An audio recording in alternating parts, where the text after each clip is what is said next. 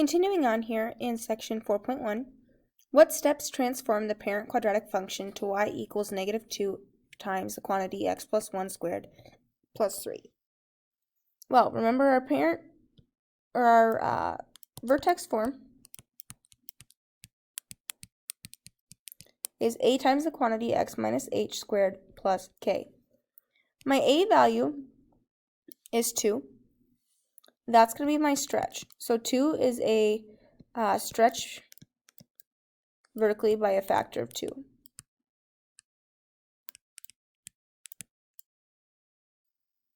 My h here, remember, x plus 1 is actually x minus negative 1.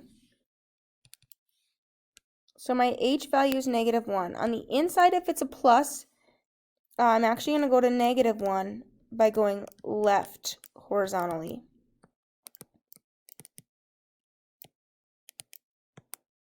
And it's a horizontal translation.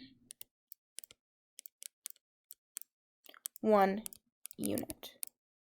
My h value is negative 1, which means I'm going to a vertex at negative 1, 3. I have to go left 1 and up 3. So my 3 is a vertical translation up 3 units. And the last thing I have here is this negative. That negative means I've reflected about the x-axis. Okay, it turned it from a happy face parabola,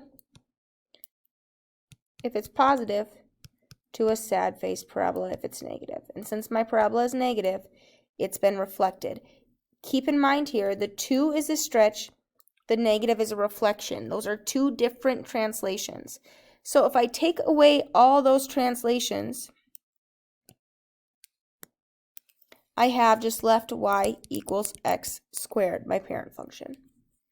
Everything else I've used. I've used the negative, I've used the 2, I've used the plus 1 on inside to go left, and the plus 3 after the fact to go up.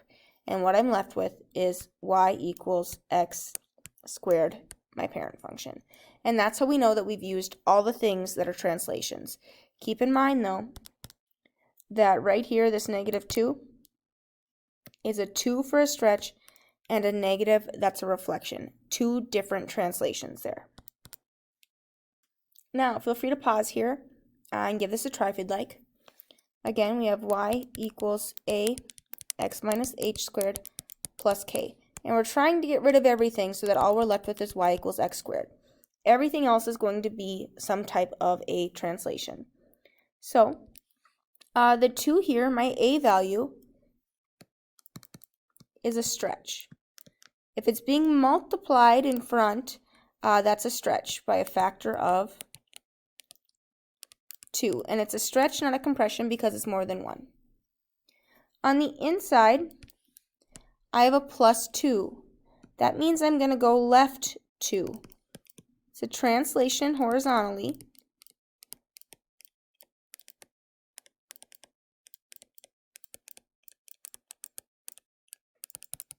And it's left 2 because I have x minus negative 2. My h is negative 2, so my vertex is at negative 2 for my x-coordinate. So I had to go left from 0 to get there. I've used that. Now, I have a minus 5 at the end. That's my k value. So the minus 5 is translated vertically down 5 units. It's down because it's negative, and it's a vertical translation because it takes our value of our function and then moves it. It changes the height on it. It changes our y value. So it's a vertical translation down 5 units. If I look here, all I have left after I've done those translations is y equals x squared, my parent function. So everything else has been accounted for as one of our translations. A stretch, horizontal translation left 2 units, and translated vertically down 5 units.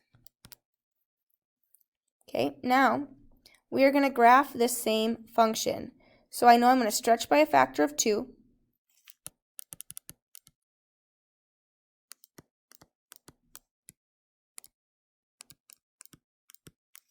I'm going to go left 2,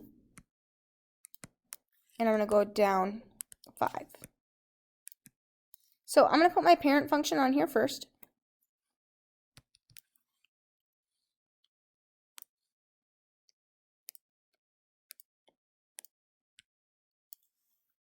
Okay. I'm going to take and I'm going to stretch each of those by a factor of 2. So right now my height is 1 away from where my vertex is. I multiply that by my factor of 2, and I get 2. So this point is actually going to be 2 away now. Instead of being 1 away, it's 2 away. My height used to be 1, now it's 2. I'm 1 away, multiply it by my stretch factor, and I get 2. So now my height is 2 at that point. X is 1, y is 2. At -2, I'm 4 units away. My height is 4. I take that, multiply by my stretch factor, and get 8. Now I'm at 8. So -2, 8, which is just off my graph there. I'm 4 away at 2, at the point 2, 4. I take that 4 and multiply it by 2 and get 8. My new point is at 2, 8.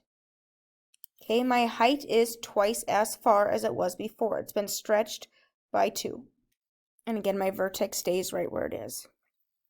Now I can take all of those points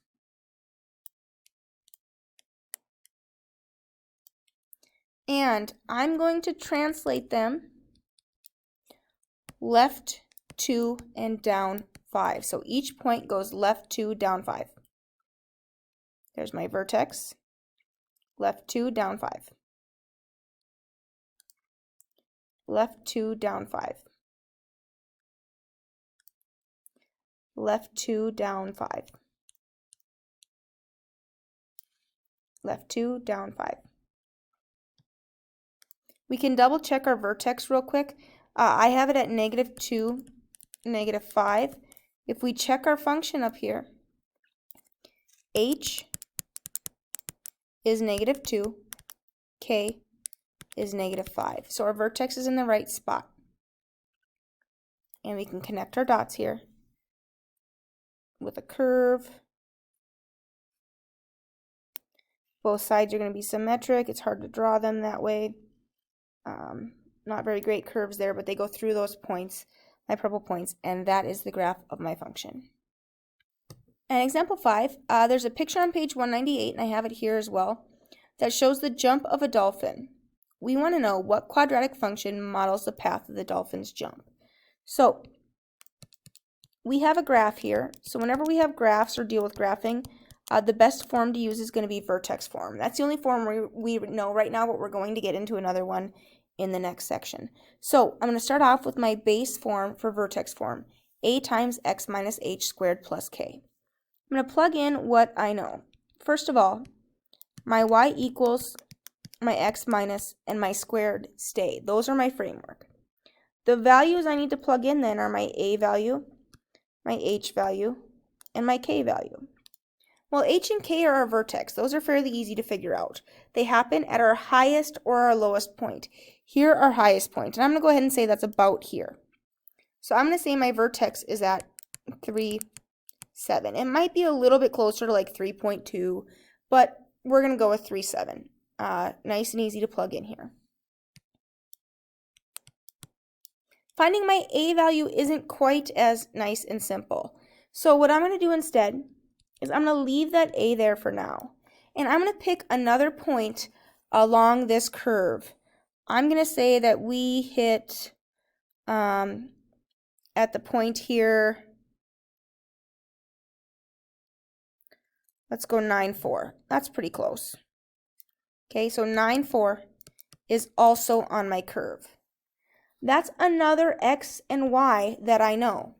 So for x, I can make it 9, and for y, I can make it 4. That's another point on my curve.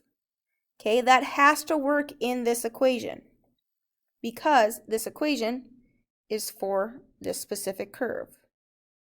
So if I use that, the only thing I have left is an a, which means I can solve for a. Right now I have 4 equals a times the quantity, 9 minus 3 squared plus 7. We're going to simplify each side before we can solve, and according to Pemdas, we have to do parentheses first, then any exponents, which is 36 times a. Okay, now both sides are simple as we can get them. We can solve for a. First thing I'm going to do is subtract a 7.